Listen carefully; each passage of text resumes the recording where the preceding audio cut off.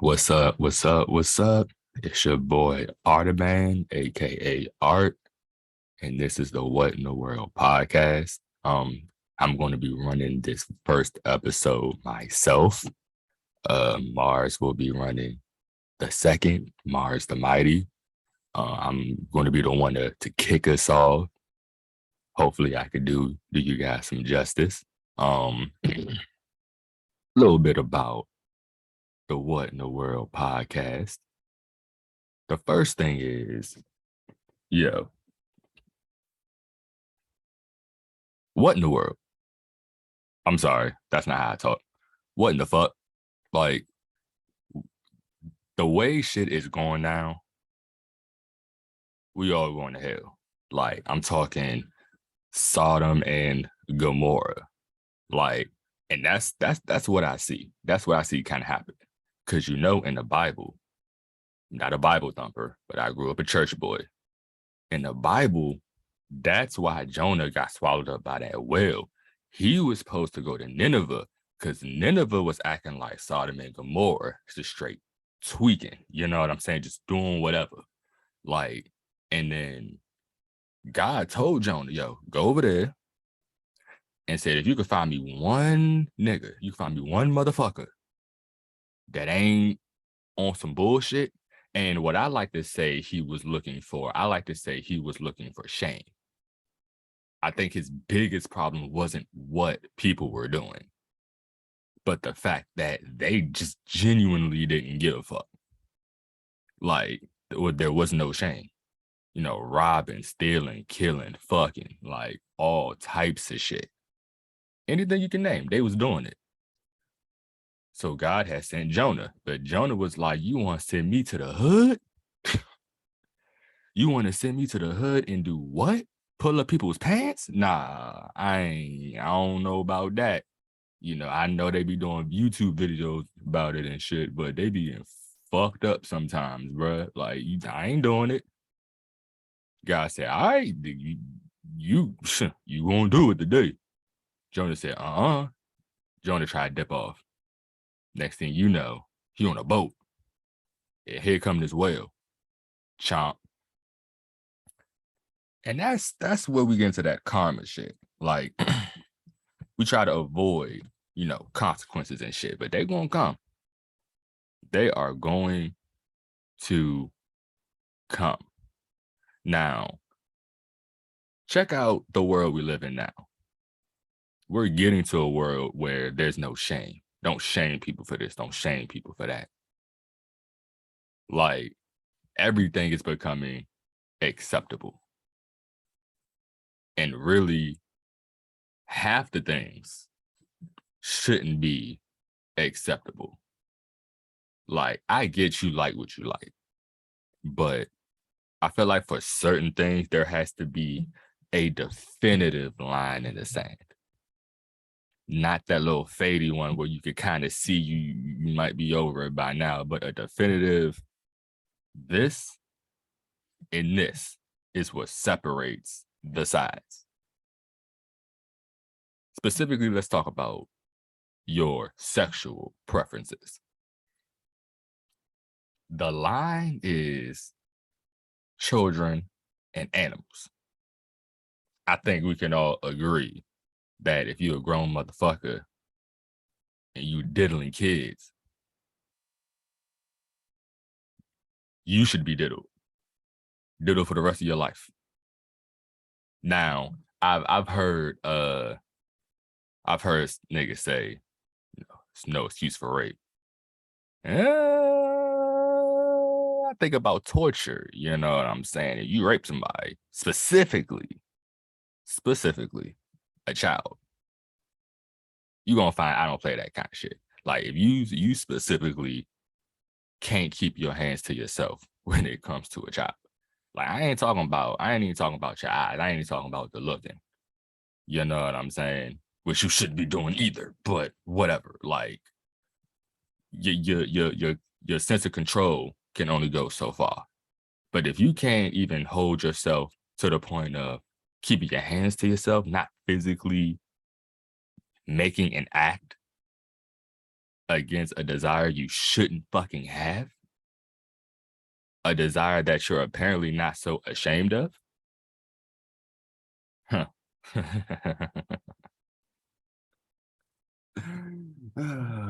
You see where I'm going with the whole shame thing? Maybe I gotta go a little more controversial. You should be ashamed of yourself if you think what Amber Heard did was okay in any way, shape, or form. If you don't think she shouldn't be buried under a prison, you're wilding. See, now we're about to move from a little bit from shame and more towards some accountability. Nobody has shame and nobody has accountability. You do something wrong, it's either you don't care because you ain't ashamed.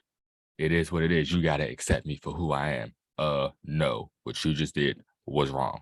Fuck that. How you just treated that person is fucked up. Your way of thinking is fucked up. You are fucked up. And then when you try to call somebody on it, now here's where that accountability stuff gets a little complicated.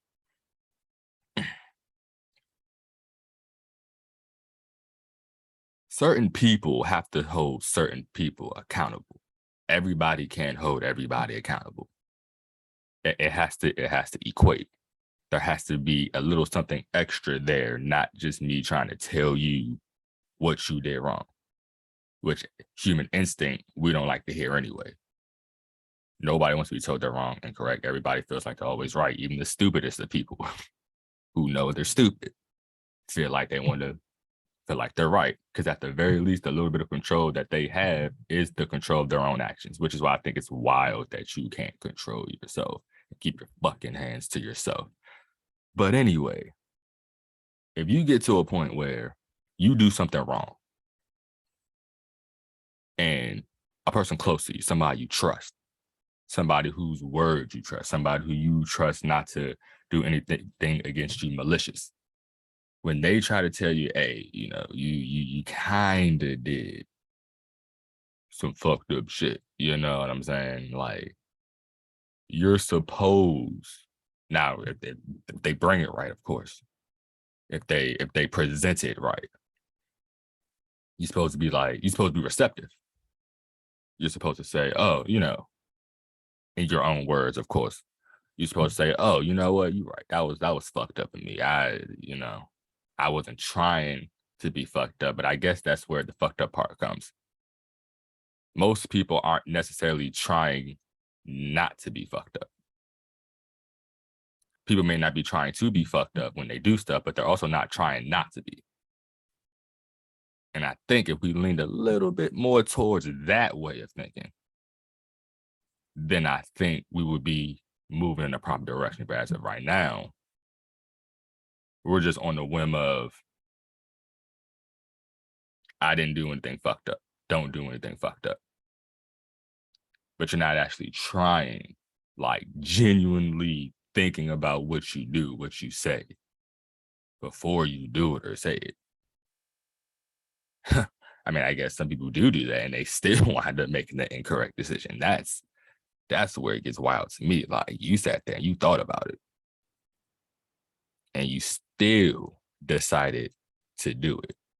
How many times do you get to do that before that just becomes who you are? Before we got to say you're just a bad person? How many times can you make that mistake, quote unquote mistake? Once is a mistake. Two is that's pattern. A pattern is now beginning. Anything after three, that is literally just who you are. Me, I don't let things get past two. I don't need something to happen to me more than twice for me to be like, let me make sure this don't fucking happen again. And I usually do it after the first time if it fucking sucked enough. Because once you hit a certain age, you are 100% accountable for your actions. When you're a child, that's why niggas who fuck with kids gotta be buried under the. Anyway, once you reach a certain age, and I would say, I'd say 15, 16, to be honest with you. Like, that's why little motherfuckers used to get married back in the day, because by then your brain is more than developed enough to know right from wrong and to make proper decisions and to be self-sufficient. Like, I think even scientifically speaking, I'm sorry, religiously speaking, I think in the Bible, I think the age where you start being accountable for your sins is like 10 or something like that. It's somewhere in that preteen age where it's like, okay, you now no longer have an excuse to be a fucked up individual. You know, now you have enough understanding, you have enough heart, you have enough spirit, you have enough soul to start to be able to cultivate what you want your soul to be. But once you reach a certain age, you are 100% accountable for what the fuck happens to you. I get sometimes things happen that are genuinely out of your control. But I found that if you're actually paying attention and you're actually actively trying to avoid certain things, and if you actually do make the proper decision, you will go through very little in life. I've gone through very I've gone through very minimum in the past few years because I've gotten into the thinking of whatever happens to me is my fault. How did I get myself here? I don't care if it's a car crash. Like, I haven't been in one. Knock on wood. I've never been in one. Like, so I've never been in one though, because I don't drive for myself. I don't drive like I think everybody else on the road is going to act properly, because be real. Come on now. You really think, all right, anyway, people are already stupid, and then you're going to give them a 1-ton vehicle that goes 60 miles an hour and up and allow them to maneuver that motherfucker around other ton metal monsters that are also going 60 miles an hour.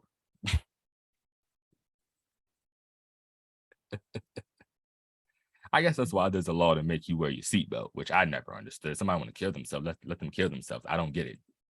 I want to get into this. Natural selection. One of my favorite things to talk about. Natural fucking selection. If you are weak, if you are dumb, if you are old, natural selection should take its course. We have designed, as humans, we have designed a system where no person left behind. That's where they're trying to create a shameless world comes from. Don't be ashamed that you're a little behind. Don't be ashamed that you're a little stupid. No, fuck that. Some nigga, that's why our DNA as a whole is starting to crumble, because we're leaving the shit in the DNA. We're leaving it in there, and then we're letting the shit multiply. Where shit gets with other shit, and then it creates more shit. In other words, sorry, I like speaking metaphors. In other words, a bad person or a stupid person is going to be a stupid person, and they're going to create another stupid person. They're going to have sex and create another stupid person. Because what are the odds that two stupid people are going to have a smart child? What are the odds? It's possible. It is possible. It is possible. I'm asking, what are the odds? Low as fuck. We need to let all these vaccines. I feel like that's where really a lot of these new diseases came from. It's us leaving the shit in the DNA. And then finally, the shit festers into some new kind of shit. I ain't saying some of that shit wasn't scientifically made, because let's be real, humans are trash. We just love to play God. But most of it, most of the shit in our DNA is from us leaving the shit in the DNA. See, back in the day, see, in Viking culture, in Norse culture, one of my favorite cultures. I forget what it's called. I have so much knowledge noodling around. I can't always keep shit together. But in Norse, when you reach a certain age, like 60, whatever the age was way back then when niggas were dying and shit, instead of staying and pretty much mooching off the village, they sent your ass out into the wilderness. Well, they didn't even send you, like you willingly went. It was considered an honor to be like to have some accountability and say, yo, I don't want to bring you guys down, bring the village down as a whole because I no longer can do shit. And now you guys got to work twice as hard for me, who doesn't do anything. Like, because let's be real, you were working to pull your weight. It's not like, all right, I pull my weight and I ain't got to pull no more weight. No, if you're still in the boat, you still got to paddle. You don't get to just sit there and because there's extra weight in there. So we need extra muscle to move. So you're slowing us down. That's why it was considered an honor to take accountability for you. Everybody gets old. Yeah. Yeah. It's not a punishment for being old. It's not. It's getting the fuck out of the way so the future can actually prosper. So we can actually fucking get there. You old motherfuckers in the Senate, in the House of Representatives. I heard something that said House of Representatives and Senate, like there should be a cap of how old your ass can be running for shit. Because you grew up in a completely different time than what's happening now, but you're making decisions based off your own experience, probably from back then, because what you were experiencing back then is not how you're experiencing stuff now because you're older. And then you're making decisions for people who are having that experience now, while you have a different experience working and making your decisions based off of that. That doesn't work. It's not working. So I firmly believe that once you hit like 60, bro, I think it is 60. It should be 60 now. Back then it was probably like 50 or something like that. But now you hit 60, sit down.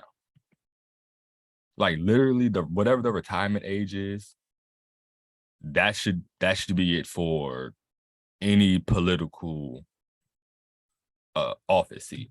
Like you should not be able to run for anything higher than the Board of Education. Like, and probably not even that. Like, I mean, low, like church council. Low, like church council. Yeah, and maybe not even then. This is why young people don't go to church now, because you old people are still trying to do it the old way and want a young person to come through and feel it the same way you feel it. Not gonna happen. That's just not how it works. You got to expand. You got to move forward. You got to get the fuck out of the way when somebody who's trying to bridge the gap between the old generation and the new generation says, hey, I think I got it. Let me rock out. I got this. And it's usually somebody that's, there's always a transition. The transition years between generations. Like, I am a millennial. I'm not going to tell you if I'm a young or old millennial, but I am a millennial. And I know for millennials, it's at the end, I think the end of millennials like 1996. Like they'll say to 2000 sometimes, but that's on they're including the transition period. And they're just trying to make it an even, 2000. You know what I'm saying? Millennial, the new millennium, but let's be real. I think it's 96. That's after that, you're no. you gotta start getting weird. But them years between 1996 and 2000, those are transition years, and those are going to house the bridge people. You know what I'm saying? The people who can actually bridge the gap between generations because they experience just enough of that previous generation, but grew up in that newer generation to where they can bring them together. Like, all right, yeah, I see where the disconnect is. You know, it gets a little easier. It gets easier to discern purple when you've experienced blue and red. It's a lot easier. But if you've only experienced blue, it's going to be harder for you to experience purple. If you've only experienced red, it's going to be hard for you to experience purple. But once you experience red and blue, you can easily discern purple when you see it. Hey, that looks like, ooh, look at this. Mars is calling me as we speak. I'm really doing this solo because he missed the session because he slept in, but I think I held it down. And because of that, I'm gonna cut this short. I don't want to talk y'all heads off. I don't want to oversaturate your brain. Hell, I don't want to say something I ain't supposed to say. I probably already did, but what are you gonna do? But anyway, today's topic is accountability, shame. Get the fuck out of the fucking way. Take accountability for your actions. If we catch you, I want to touch on this real quick. If I catch you red-handed, we were talking about pleading the fifth. And where I know what pleading the fifth is for. Just because something, you bake a pie to eat it, but everybody doesn't use the pie to eat. Some people stick their penis in it. You know what I mean? Like, toothbrushes are designed to brush your teeth. Some people use it to scrub other stuff. Like, well, technically toothbrushes are used to scrub. No, you just said a toothbrush. Please get the hell out of my face. Smart asses. Anyway, I know what pleading the fifth is used for. I know what pleading the fifth is. I know why it was put. It's basically to say, it's basically to pump up the whole innocent until proven guilty thing. Plead the fifth. So until we can generally prove that you did it, you can continue to claim innocence, and pleading the fifth helps that. But pleading the fifth is the right to not incriminate. And I want you to look at what that says, the right to not incriminate. Now, I'm not talking about when you ask for a lawyer, when the cops question you, shit like that. Hell, I'm not even talking about being on the stand and somebody asks you a straight up question and you just like, I plead the fifth. Because that's how it's usually used. Somebody asks you a question that's clearly going to fuck you up because you did something wrong. So you just say, I plead the fifth. Like, pleading the fifth isn't normally used when somebody asks you a trick question. And then, you know, if you answer it, you're going to be fucked. That's not how pleading the fifth is usually used, even though I know that's what it's for. It's usually used because lawyers usually ask, not usually, but a lot of times when they know they got you, they ask you a straight up question. Because if you don't answer correctly, you will be lying. So if they give you the whole runaround, there's always that little loophole. No, I'm going to ask you straight up, did you do this? And if you lie, I can purge you. Perjury you. Like, and then it's people that will lie. You can catch them. This is where my whole accountability rank came from, really. Like, people will lie. People will steal. People will man up and cheat. Man up and steal. Woman up and do whatever the fuck. I'm a grown-ass woman. I'm a grown-ass man. I do what I want. But when them consequences come creeping around the corner, they running, skittering like rats. I thought you was a man. I thought you was a woman. Like, and no, I ain't saying walk around telling motherfuckers the stupid shit that you did, incriminating yourself. That's not what I'm saying. I'm saying, like, in the Amber Heard situation, we caught your ass red-handed. Bitch, we got audio of you admitting to beating this nigga and not giving a fuck, feeling shameless of it. You're shameless as we speak, them fake ass crocodile tears. Look at her eyes. Look into her eyes. No, don't look at her face. Look into her eyes, bruh. You don't see anything. Like, come on, bruh. And even now, bitch, you lost. The world has unanimously said, probably for the first big trial ever, bitch, you're a liar. For the first time in probably the history of like grand trials, this is probably the first time when everybody is in fucking agreement that this bitch is a crazy ass fucking liar. It needs to be put down. Everybody.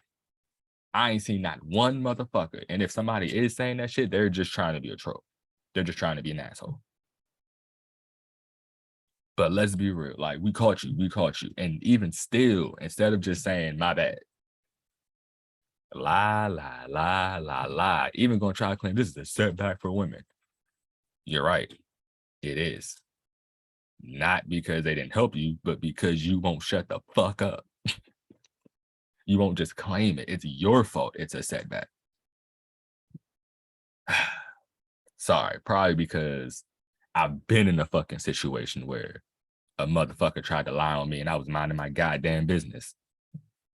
Next thing you know, my integrity is in question. And I don't know if you grew up a dark-skinned Black man with rested nigga face, but you'll find yourself in a precarious situation just because of that. Just because you look like that. I don't want to get into that shit right now. I don't want to sadden it up, but nigga, have some accountability, bro. I think that's pussy shit. And I think that's exactly why the world is fucked now. Because even to the very end, even when we catch your ass, you reserve the right to lie. And yes, I know it is an innate human instinct to want to protect yourself. I know it's not. I know it would be dumb to incriminate yourself when you don't have to. But this isn't a talk of common sense intelligence. This is a talk of morality. If you can't even buck up and just own your shit, you shouldn't have been doing it in the first place. That's all. But I'm going to leave it there. Have some accountability. Have some shame. And maybe, just maybe, we'll get somewhere right in the world. It's your boy Artaban, the fourth Wiseman. Thanks for listening to the What in the World podcast.